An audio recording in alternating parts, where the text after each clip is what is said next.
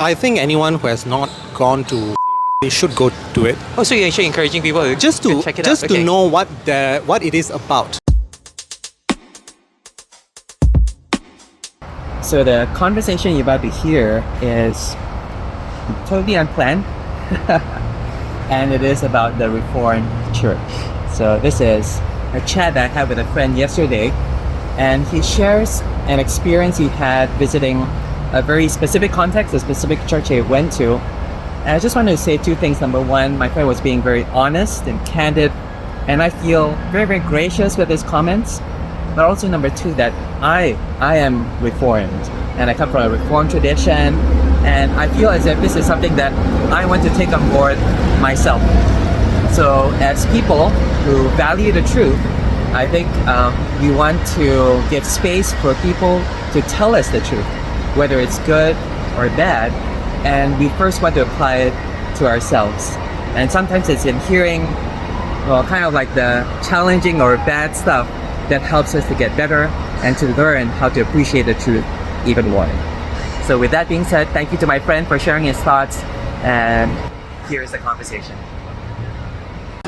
Okay, so I'm here with a friend, and we're just having a chat. That's all we're doing, just having a chat about your experience visiting this church. And you're telling me about how it was quite an experience. You're going there because you knew some people there. You know, how would you describe your experience? I felt firstly it was very cultish in the sense that there was this reverence to the leader that is very cult-like. Like to have reverence for a leader in a church setting is one thing, but to have it in such a way that you don't even see the flaws and you just follow blindly, it felt very cultish to me. Second thing, I was just wondering, how can anyone sit through a 3-hour sermon with such attentive... 3 hours. 3 hours? 3 hours. With such attentiveness, and everyone's laptop is out, everyone's taking notes, everyone's really listening, and no one was actually falling asleep. People were really, really attentive. Third thing I noticed is it's mostly young people. Okay. I rarely saw anyone older. It's like just graduated from college. So they're out of college, young adults. very young, and most of the congregation were these young people, you mentioned, with laptops. Yes. And sitting down for 3 hours. That's just the sermon. But I'm tempted to say that I'm impressed to hear that kind of attention span in a church. I was shocked and surprised as well. What was your motivation for going to visit this church? Because I attended CF. Okay. And I know that they tend to infiltrate other CFs. Okay, yeah. And I know they have successfully infiltrated CF. Wow. They tried but they failed. So I was always curious, what are they about? Okay. So a bunch of us talked about it and we're like, okay, let's just go and experience this to really see what is this about actually. Wait, so you went with friends and you went to experience it for yourself to see? Yes, 7 of us went. What was it like? 7 of us went, and we sat through 4 of them. Midway of the 4 hours just left. Wait, at the 4 hour mark? No. They left around the 2 hour mark. 2 hour mark, okay, already quite long. Okay. This 3 hours is the sermon part, right? Wow, okay. There's also the worship and blah, blah, blah. So collectively it was like 4 hours plus. Okay. Yeah. Okay, wow. That sounds like quite an experience. But you personally, you stuck it through. You stayed for the entire service. My friend and 2 friends and me, we stuck it through. We were the only ones in the congregation who stood up a few times to walk around, to stretch our legs. And they also had a station where you can make drinks for yourself. Coffee and stuff. All right. We were the only ones who were doing it. The rest was glued to their seats, really taking notes. Wow. Really attentively listening. Okay. Yeah. I mean, your reaction seems a combination of fascination, but also like maybe a bit of concern. Can I say that? You know, because you're describing a situation whereby so many people are doing this, but you are looking at them going, why are they here, and why are they so glued to this experience? And do you have any kind of like ideas as to why this phenomenon is happening? Like I said earlier, most of the congregants there are college students or young adults. Okay, all right. And the sermons were very intellectual. Very, very intellectual. Okay, all right, okay. It speaks to the mind. Okay. So I find the type of people go to are people who are interested in that aspect of the Christian living, okay. perhaps. All right. Which is why I also realized why people are taking notes, why were people really I attentive. see. It speaks to It sounds their like mind. a lecture. It Yeah, sounds like, yeah. Okay. Yes. Lots of content. They're typing out their. Correct. There was points. nothing spiritual about it. It see, felt okay. more like a lecture. Okay. But I don't know where it was going also. And I was also amazed how the speaker Okay. spoke for 3 hours non-stop. He did not take a break. Yeah, he didn't take a break. Okay. Can I ask? Okay, so you saw this as a visitor, and you've spoken a bit about how the members were responding. Did you have any contact or interaction with the members themselves? What was it like Yep. talking to them? So some of my friends attended church. Okay. And during the course of the sermon, the speaker used some profane words. And Wait, I was profane words. Yeah. Okay. All right. Yeah. and I was concerned about it, and I was like, okay, what's going on? So after the sermon was done, after the service Okay. was done, I approached some of my friends and say, hey, I was a bit uncomfortable Yeah. to hear this in a church setting.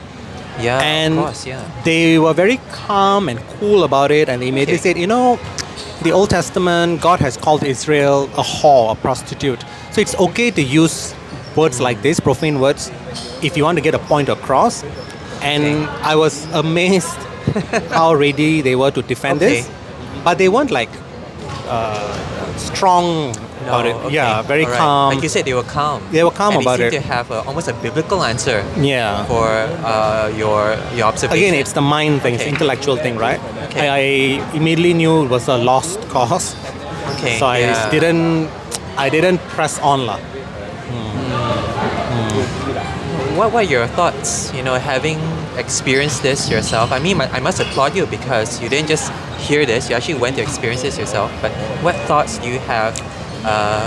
Coming away from this experience. I'm concerned for young Christians, Okay. young adults and college students, because I know for a fact members, they reach out to Christians from other also all their members are made up of Christians from other denominations, Yes. and okay. they feel these Christians need to be saved because this is the Oh, true okay. Christianity.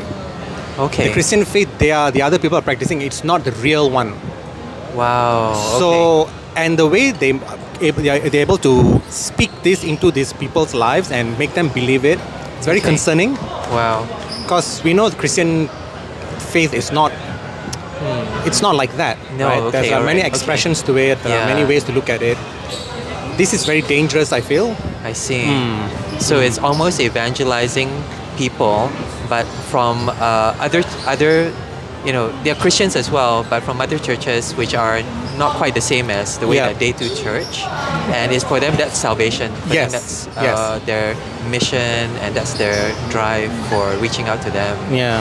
I see. Yeah. Any last words? Any last things? Any observations or thoughts? I think anyone who has not gone to, they should go to it. Oh, so you're actually encouraging people to Just to check it out. to know what it is about. Okay. Because you hear people talk about it. Like right Okay. now, I'm telling you, Okay. there are friends around who are Okay. All right. listening And to they're it, listening to this, and and they're thinking, oh, it's like this, like that. But until you experience it yourself, Okay. then you'll know what it is about. And I Okay. think as a Christian, especially if you're someone who thinks and someone who's open, you need to know how else people are expressing their faith, and this is one of the churches out there that I okay. think you should really. It's different, right? So just go and Okay. experience it. Yeah. Yeah, thanks. There's a certain kind of objectivity and graciousness to that, because obviously you don't subscribe to it fully, but you're saying go and have a look for yourself. Yeah. Yeah. Thanks a lot. I really appreciate this. Thanks. Thanks, Sorry for Calvin. ambushing your dinner as well. Yeah. So yeah, what did you think? I just want to say thank you to my friend for that very candid conversation. It was completely unplanned, and I really appreciate that he was willing even to be recorded for this interview. But yeah, did you agree or disagree, or did you have any questions? Please leave your thoughts in the comments below. I just had one thought. I was very struck by how my friend said, go and find out for yourselves. There's a certain integrity in that, right? You want to find out something, you're curious about it. Don't just talk about it, don't just watch a video about it, but go and find out for yourself. And the way to see it is that people who speak the truth, they should be the people who seek out the truth. You know, we should be listening to people who don't just tell us stuff, but people who have put in that effort and who have that integrity to go and find out whether it's true, to check it out, and to know that it's true for them and also for us as well. So again, thank you so much for watching, for listening, and please leave your comments below.